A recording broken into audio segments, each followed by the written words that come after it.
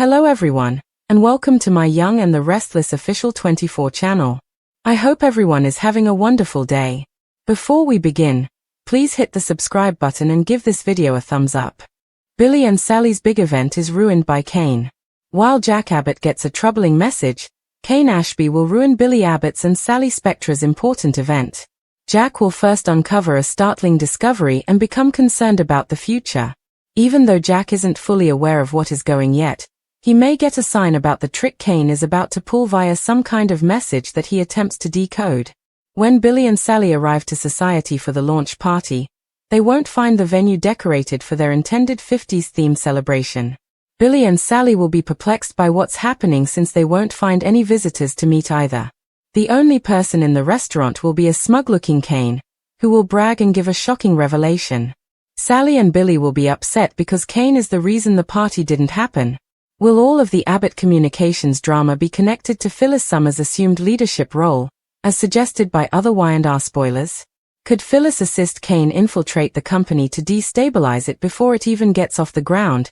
ignoring Nick Newman's warning? It's difficult to think that PHYLLIS will abandon Kane so quickly, but it's also possible that she may take control of her own destiny and choose to genuinely support Nick. Even though PHYLLIS is upset that she was not informed about Kane's AI software, she can still decide to assist him. In any event, Kane will win if he spoils this launch party and possibly sets himself up to seize Abbott Communications completely. Kane's big surprise will put Sally and Billy in a difficult situation, so follow along for updates on his news and their response. Billy Abbott and Sally Spectra had poured every ounce of their energy, ambition, and vision into the launch of Abbott Communications, and their big event at Society was supposed to be the culmination of months of planning, rehearsals, designs, and behind-the-scenes negotiations. But the moment they arrived, full of excitement and anticipation, their dreams started to unravel in ways they never could have foreseen, because instead of finding the bustling energy of a 50s-themed celebration,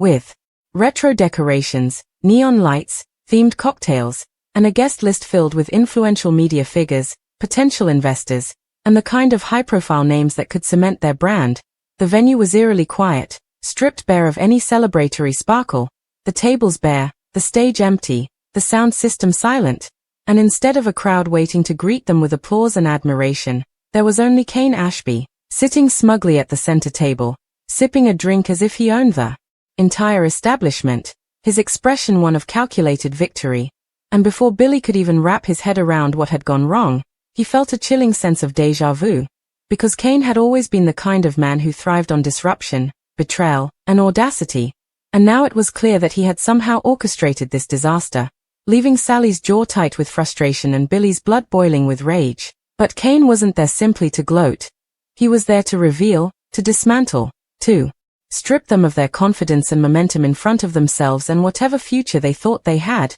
And as he leaned back casually, Kane began taunting them with details of how he had pulled it off, claiming that the vendors had mysteriously backed out, the decorations had been redirected, and the guest list had been given alternative instructions, all with a mysterious precision that hinted at inside knowledge, which immediately raised the question of who was helping him, and, though Billy tried to push back, insisting that Kane couldn't possibly have that kind of reach, Sally felt a sinking dread, because the pieces started connecting in her mind. PHYLLIS Summers, who had been dancing on the edges of their project with her usual volatility, could very well have aligned herself with Kane, ignoring Nick Newman's warnings and deciding that helping Kane was the only way to assert her own dominance. And if PHYLLIS had indeed partnered with him, then the sabotage wasn't just about one ruined night. It was about a long-term destabilization of Abbott Communications before it had even taken its first breath, which made Sally furious, because she had trusted PHYLLIS on some level,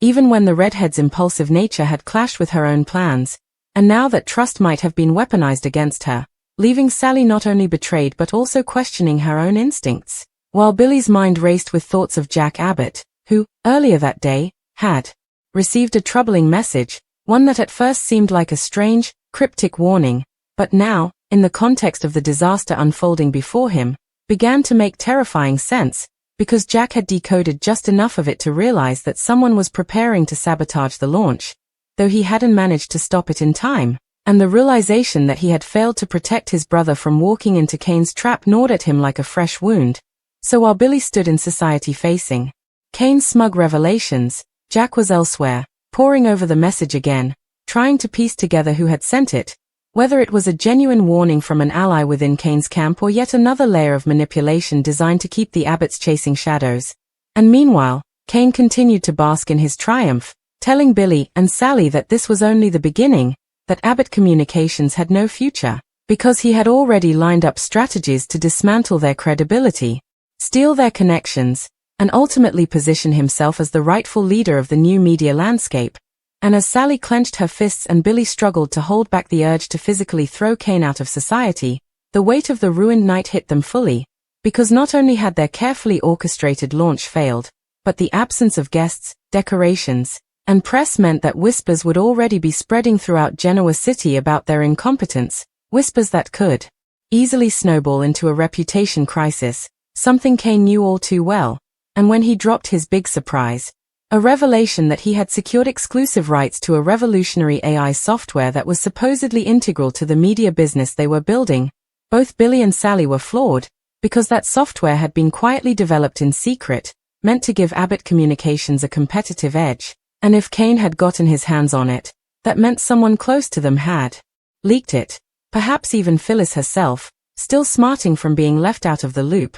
And though Sally wanted to deny it, she remembered the look in PHYLLIS's eyes when she learned about the project, the mix of envy and determination that could only lead to trouble. So now the path forward looked bleaker than ever, with Kane boasting about how investors were already circling him instead, lured by promises of cutting-edge technology and the stability that he claimed Abbott Communications could never provide. And while Sally tried to keep her composure, reminding herself that she was a survivor who had clawed her way out of worse disasters, Billy's frustration boiled over. Because for him, this wasn't just about business, it was about Kane once again inserting himself into the Abbott family's orbit, humiliating him, making him feel powerless, and undoing all the progress he had made to prove himself as a legitimate leader. And though Kane insisted that this was strictly business, there was no denying the personal undertones, the history of rivalry, betrayal, and unresolved grudges. And the more Kane talked, the more it became clear that he wasn't planning on leaving Abbott Communications alone. He was planning on taking it entirely, making it his own empire built on the ashes of Billy and Sally's failure. But even as the night spiraled into disaster, Sally's mind sharpened, because she knew one thing for sure: Kane might have won this battle, but the war was far from over. And while she and Billy walked out of society humiliated and empty-handed, she silently vowed that this humiliation would ignite something fierce in her, something even Kane wouldn't see coming. And somewhere across town, Jack was still analyzing the troubling message, wondering whether it held the key to unraveling Kane's scheme, unaware that his next decision could either save Abbott Communications or seal its doom forever. Jack Abbott sat alone in his office at Jabot, the blinds drawn against the city lights of Genoa City, his desk scattered with papers and his laptop screen glowing faintly as he read and reread the cryptic message that had arrived earlier in the day. And though he was no stranger to odd emails or anonymous warnings, there was something about this one that gnawed at him in a way that was both unsettling and oddly familiar,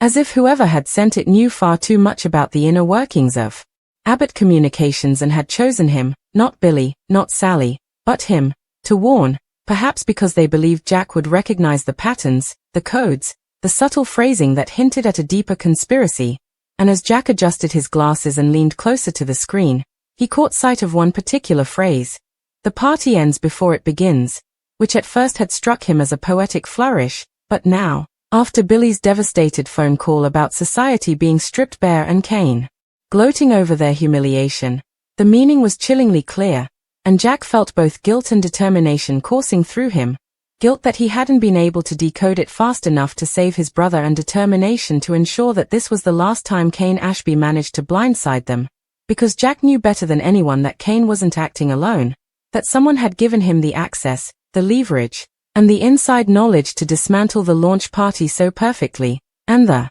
first name that floated to Jack's mind was PHYLLIS Summers, fiery, reckless, brilliant, and dangerous, a woman who had danced in and out of alliances more times than he could count. And though she and Jack shared a complicated history that still tugged at him in quieter moments, he couldn't ignore the possibility that she had betrayed them, especially since he knew how much being excluded from Kane's AI project had stung her. And so, as he sat back in his chair, Jack began mapping out connections, names, and motives, piecing together what he knew. But even as he worked, his phone buzzed again, this time with another short message, even stranger than the first. Trust the redhead, but beware her strings. Which only added to the confusion, because if this anonymous informant was warning him about Kane, why were they now suggesting that Phyllis might not be the true enemy? And Jack's brow furrowed deeply as he considered the possibility that Phyllis was being manipulated just as Billy and Sally had been, her involvement perhaps less about betrayal and more about Kane exploiting her vulnerabilities,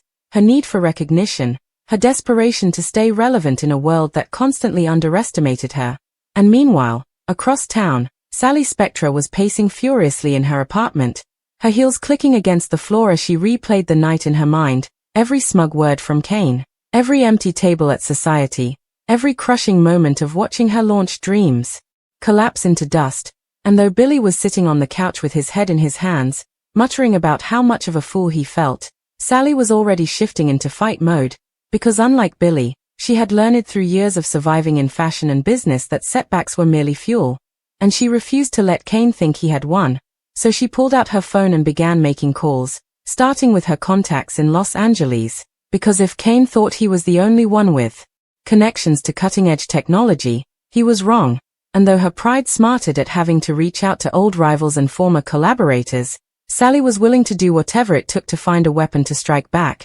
But as she hung up on one particularly unhelpful contact, she turned to Billy and snapped that sulking wouldn't solve anything, that if he wanted to prove to the world, and to Kane, that he was more than just the Abbott screw-up, he had to fight with her, not collapse into self-pity. And though Billy bristled at her sharp words, something in her tone lit a fire in him, reminding him that she was right, that Kane's entire plan depended on them giving up now, and so, grudgingly, he agreed to help, though he admitted he had no idea where to begin, which only made Sally roll her eyes, because she already had a plan forming, one that involved hitting Kane where it hurt most, his credibility, and if they could expose the truth about how he had sabotaged the launch party, they could start turning the tide. But the question was how, and that was where Jack came in, because unbeknownst to them, Jack's investigation into the cryptic messages was about to intersect with their desire for revenge in a way that could either bind the Abbotts and Sally together or tear them further apart, depending on how much they trusted one another. And back at Jabbo, Jack finally decided to call Phyllis directly, hoping to gauge her reactions and determine whether she was guilty or simply tangled in Kane's web. And the conversation was tense from the start, with Phyllis defensive, insisting that she hadn't betrayed anyone, that she was sick of always being the scapegoat. And though Jack wanted to believe her, he also heard the tremor in her voice when he mentioned Kane's AI software, a tremor that told him she knew more than she was saying. But before he could press her further, she abruptly hung up, leaving Jack staring at the phone with frustration, yet also with the growing conviction that Phyllis wasn't the true mastermind here, that she was being used as a pawn. And the real question was who was pulling Kane's strings, because as dangerous as Kane was, he didn't have the kind of brilliance or resources to engineer something on this scale alone, which meant that someone else, perhaps an unseen investor, perhaps an enemy of the Abbotts from the past, was bankrolling him. And as Jack mulled this over, Sally was simultaneously sketching out her revenge strategy on a notepad, listing out every possible weakness Kane had, from his reputation for shady deals to his strained family ties. And though Billy thought some of her ideas were reckless, even borderline illegal, he couldn't help but admire her fire, because Sally's determination reminded him of his own mother Jill, fierce and unrelenting. And for the first time since the disaster at Society, he began to believe that maybe, just maybe, they could turn this around. But time was ticking, and Kane was already boasting to anyone who would listen that Abbott Communications was dead in the water. So the pressure was mounting for Jack, Billy, and Sally to find not only answers but also a counterstrike that would shift the narrative back in their favor. And little did they know, the next cryptic message Jack received would blow the entire conspiracy wide open, because it contained not just a warning, but evidence, screenshots of Kane's communications with a shadowy figure whose initials were VN, which immediately sent Jack's mind racing to Victor Newman, the one man who had both the resources and the motive to undermine Abbott Communications at its inception. And if Victor was indeed behind Kane, then the battle ahead wasn't just about salvaging a launch party or saving face, it was about going to war with Newman Enterprises, a war that could reshape Genoa City's business landscape forever. Jack Abbott knew he couldn't simply sit on the evidence, not when every instinct told him that Kane's sabotage had the fingerprints of a far greater manipulator behind it, and the initials VN glaring at him from the cryptic screenshots seemed almost too obvious, too much of a calling card. Because Victor Newman had never been shy about flexing his power or reminding the Abbotts that his shadow stretched long across Genoa City. Yet Jack also knew that Victor rarely got his own hands dirty, preferring to move pieces around the chessboard and let others do the striking, which made Kane the perfect expendable knight, reckless enough to make a bold play but arrogant enough not to realize he was being used. And so Jack found himself rehearsing the words he would need when he finally confronted Victor, knowing full well that the mustache would deny everything, smirk in his face, and perhaps even twist the situation to make Jack look like a paranoid fool. But Jack couldn't risk silence. Not with Billy reeling and Sally plotting in desperation, because if he didn't step in now, Abbott Communications would die before it even had a chance to stand. So later that evening, Jack drove across town to Newman Ranch, the air heavy with tension as he prepared for the inevitable verbal sparring match. And sure enough, Victor was waiting in his study, sipping a glass of scotch like a monarch on his throne,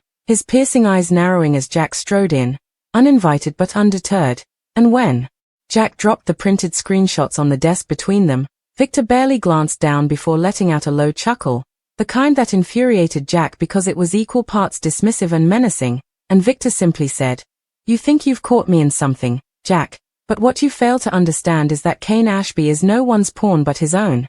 Before taking another slow sip of his drink, yet Jack saw the flicker of recognition in his eyes, the subtle tightening of his jaw that told him the evidence had struck closer to home than Victor wanted to admit. And though Jack pressed him, demanding to know if he was truly willing to destroy Billy's company before it had a chance to prove itself, Victor countered with sharp precision, reminding Jack that Abbott Communications was nothing more than another Abbott vanity project, destined to crumble like all the others, and that if Kane wanted to accelerate its collapse, why should Victor intervene? But Jack wasn't buying it. Not entirely, because the tone, the calculated vagueness, all pointed to Victor's involvement, even if it was indirect, and as their voices rose, the decades of rivalry between them came flooding back, until Jack finally snapped that if Victor was truly behind Kane, then he had just declared war not only on Abbott Communications but on the entire Abbott family, to which Victor merely smirked and replied,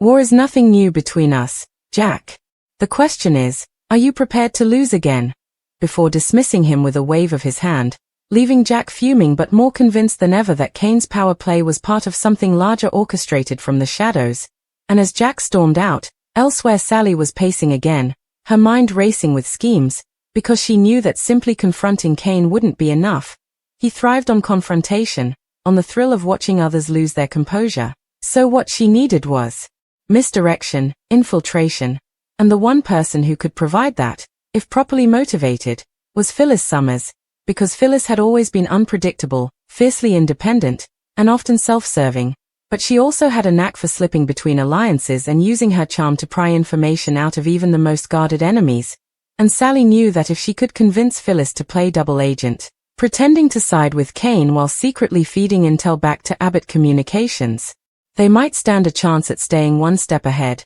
But convincing PHYLLIS would be no easy feat, especially since she suspected the fiery redhead was already knee-deep in Kane's orbit, perhaps willingly, perhaps resentfully. So Sally began rehearsing her pitch, envisioning a meeting where she would appeal not only to PHYLLIS's pride but also to her maternal instincts, reminding her that aligning with Kane would put Summer at risk by destabilizing the very media environment her daughter worked in.